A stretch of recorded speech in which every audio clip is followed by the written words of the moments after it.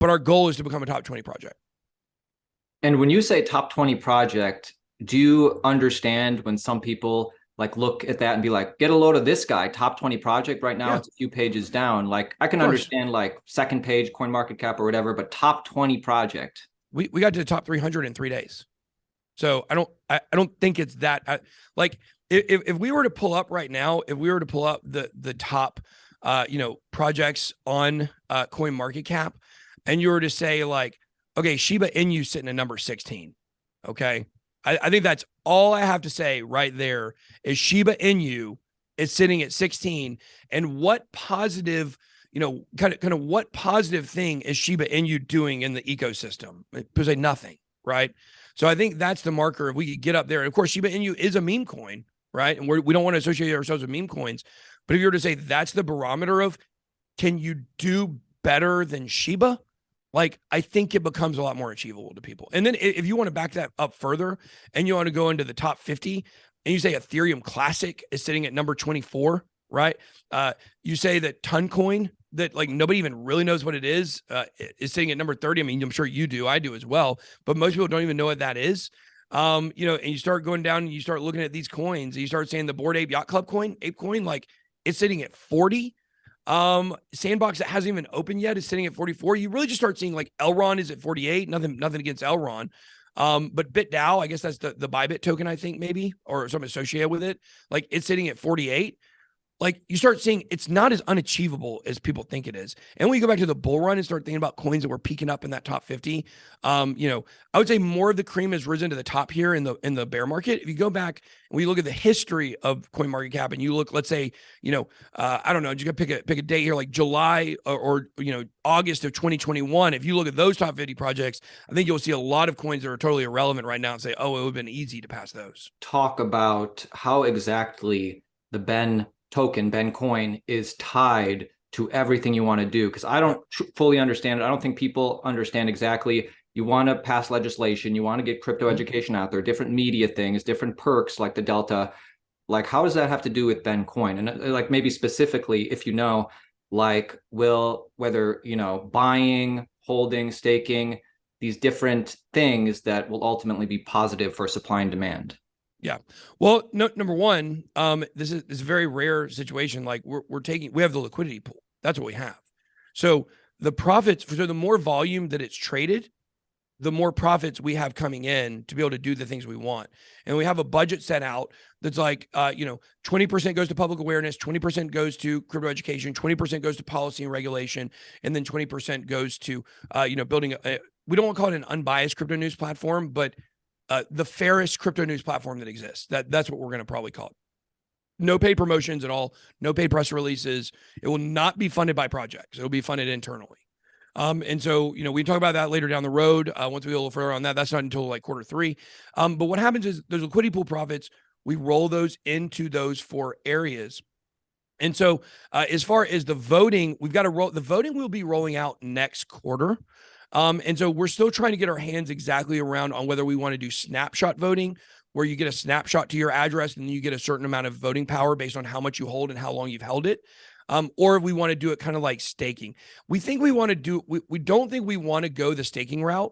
There are third-party platforms that we've considered using that will allow our users to stake Bitcoin, but it wouldn't be through Bitcoin. So there would be a risk there for people. We're not going to do that for the voting, I don't think. I don't think we want to create our own staking platform for that. That was originally the plan. But also we want to encourage people to trade it, whether they're buying or selling it. That goes into the trading volume, which goes in the liquidity pool that allows us to do what we do. So obviously, when the price starts going up, which, I can't guarantee the price will go up, but assuming at some point, like bull run comes, overall crypto market cap goes up, then, less trading will be fine because the tokens will be valued more and they'll be, we can still use that, in the value gained to be able to roll into those 4 initiatives. But the utility of the coin is really the governance of, like, let's say with our policy and regulation. So people, let's say market cap goes back up to, $50-60 million. The trading volume is good. We would be making approximately anywhere from, $10,000 to $30,000 to $40,000 a day on the liquidity pool. Let's say it's $40,000. $10,000 each. Now that's a good day. Okay. So that's not what we're experiencing right now by any stretch of imagination, but $10,000 a day would be rolled into, would be split between, let's say it was $40,000, $10,000 each would go into those four. These are just rough numbers. There's a little bit more. There's a 5% for community, a 15% for contractual work. But let's just say hypothetically, $10,000 each would go into those four initiatives. So after that happens, now we start actually making those funds work for us. So a great example is for backing pro crypto candidates. So what we would do is we would build that pool probably between now and the next election, right? We would probably say between now and at least next year, when candidates really start running on a presidential level, on a state level, on a Senate level, on a Congress level, other areas. When there are candidates that are pro crypto, we're going to select out of like maybe nominations from the community, maybe 10 to 20 different nominees. We say, these are the most pro crypto candidates that we want to back, that have a chance to win, where we're not throwing the money away. And then what we're going to do is, I think we're going to do snapshots. So the community will get a snapshot taken at a certain date and certain time. However much you held and however long you've held it will equal voting power. And then that voting power will be able to go and vote for one of those 20 candidates where you want to see the funds go to. Now, let's just say, for example, Ron DeSantis. Let's say Ron DeSantis is super pro crypto.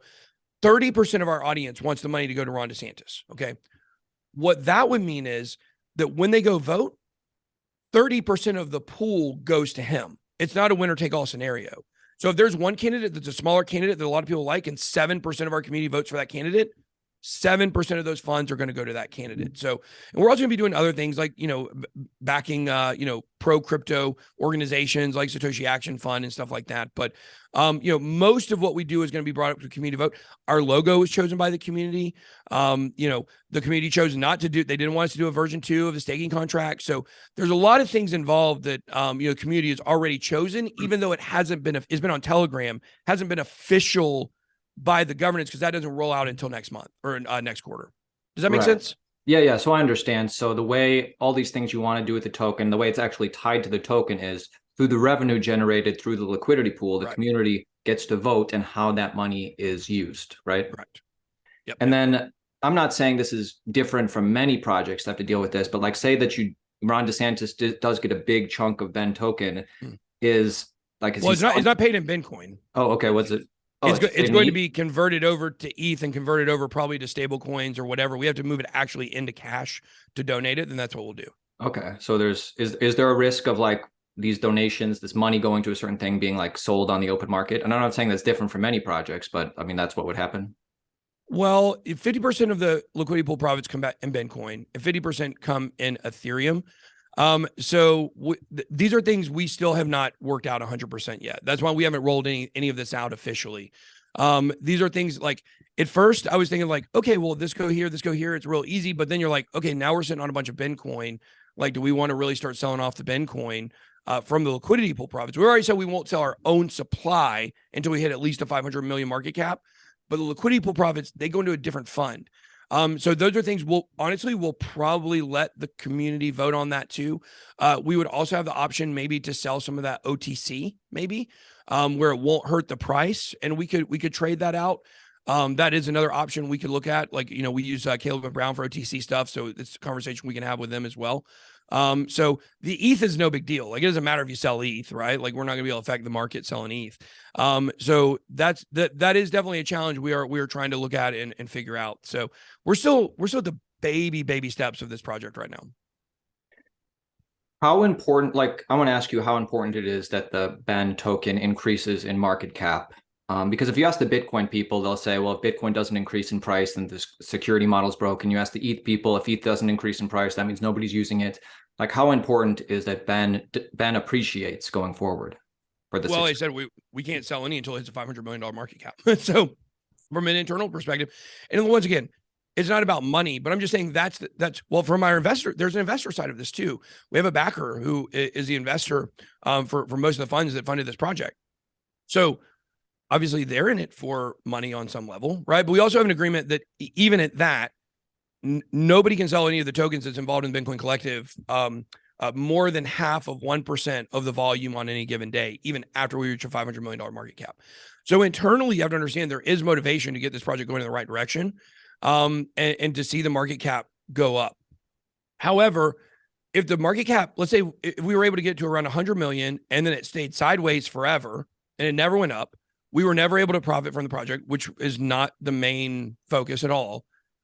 Then at about $100 million market cap, that's enough money coming in the liquidity pool for us to really do damage on a lot of these fronts. So that's kind of our first target, is getting back up to that. We were there for a day or two, and then, Uniswap censored us. They took us down. Then of course there was some issues with me working with ben.eth, and that, we separated again. And so we think some of that's going to be able to smooth over. Good luck to Ben on everything that he's doing. But the fact is that we have a long ways to go with this project, and we're very motivated to get the market cap up. I want this to be a top 20 project. Like, that's my aim. We think top 50 is probably not going to be a problem. Top 20, I think we can do pretty easily as well. Top 10, it's a little bit harder, especially when we start talking about stable coins in there as well. Now you're talking about like, well, you gotta be better than Solana. Okay, well, that's not that hard. You gotta be better than Cardano. Okay, that's gonna be a hard road. People also have to take into consideration right now we're in a bear market. Technically, I think we bottomed. Technically, I think is a bull market, but you know what I'm saying? Like, we're in a sideways accumulation market right now at best.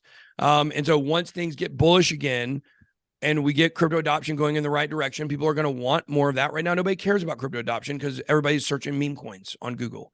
So we think just by sheer awareness that we're going to be able to really take this project pretty far on that alone, as the bull run comes back. But yeah, it's very important to us that the Bitcoin holders are able to have power on the political and the educational. We didn't even really talk about the educational pillar. Like, there's so much more to that than what I said.